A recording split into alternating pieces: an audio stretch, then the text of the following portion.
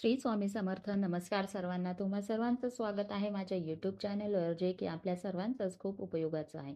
तर मी तुम्हा सर्वांचा जास्त वेळ न घेता सरळ जाणार आहे विषयाकडे.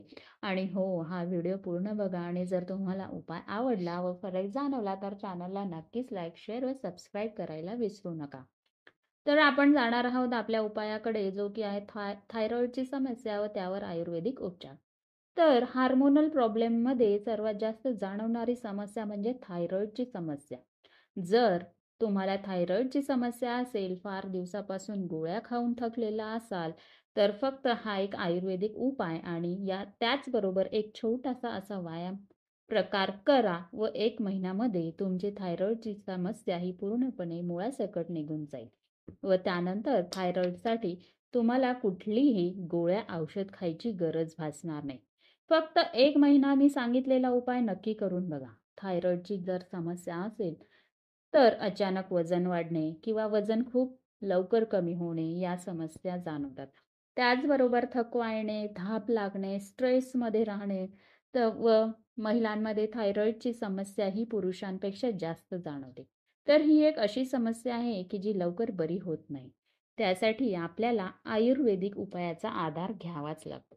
दवाखान्यातील औषधांनी थायरॉइड कंट्रोल होऊ शकतो, पण पूर्णपणे नष्ट होत नाही आणि म्हणून आयुष्यभर आपल्याला गोळ्या खाव्या लागतात. म्हणून थायरॉइड पूर्णपणे नष्ट करण्यासाठी या दवाखान्यातील औषधाबरोबरच आयुर्वेदिक उपाय करणे खूप गरजेचे असते. ज्यामुळे थायरॉइड ग्रंथी ही पूर्णपणे दुरुस्त होते आणि त्यामुळे थायरॉइडची समस्या पूर्णपणे निघून जाते.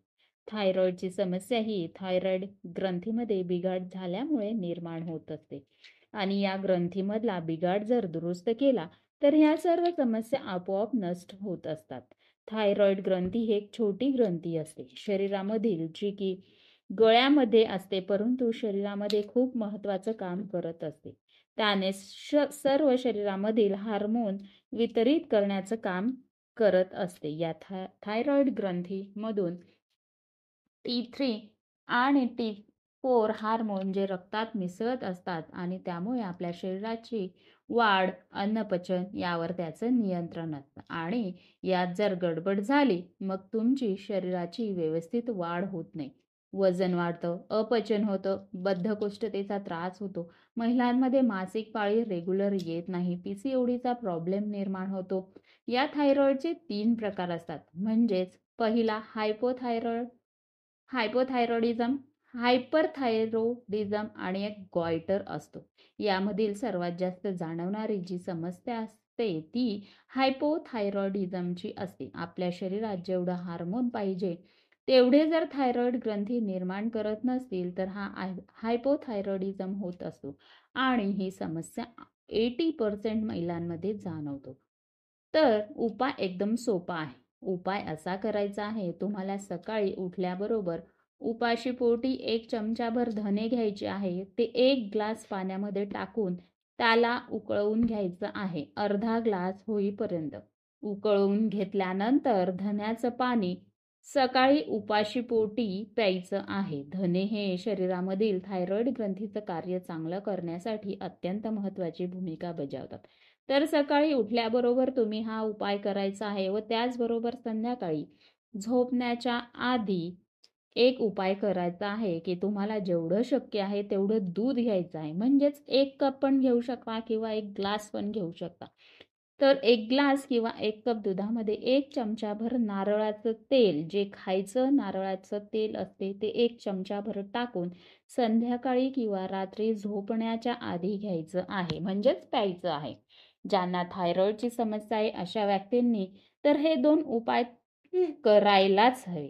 एक सकाळी उठल्याबरोबर धन्याचं पाणी आणि संध्याकाळी झोपण्याआधी 1 ग्लास दुधामध्ये 1 चमचा नारळाचं तेल टाकून प्यायचं. तर हा साधा सरळ उपाय तुम्हाला 1 महिनाभर करायचा आहे. आणि हो, एक साधा व्यायाम प्रकार सुद्धा करायचा आहे. तो म्हणजे भस्त्रिका प्राणायाम. दररोज सकाळी 5 मिनिटं व संध्याकाळी 5 मिनिटं तुम्हाला भस्त्रिका प्राणायाम करायचा आहे व तुम्ही बघाल तुमच्या ज्या गोळ्या चालू असतील त्या काही महिन्यातच बंद होतील. आणि हो, प्रत्येकाला एक प्रश्न पडलेला असेल, की आमच्या ऑलरेडी गोळ्या औषधी चालू आहेत, तर आम्ही काय करावं? तर ज्यांच्या ऑलरेडी थायरॉईडच्या गोळ्या औषधी चालू आहेत, त्यांनी सुद्धा हा उपाय करायचा आहे. गोळ्या चालू असल्या तरीही हा उपाय करायचा आहे. याचा काहीही साइड इफेक्ट नाहीये. व 1 महिन्यानंतर तुम्ही रिपोर्ट बघायचा आहे, की तुमच्या थायरॉईडमध्ये काय सुधारणा झालेली आहे. तर अशाच नवनवीन व्हिडिओसाठी व्हिडिओला लाईक, सबस्क्राईब, शेअर करायला विसरू नका. धन्यवाद.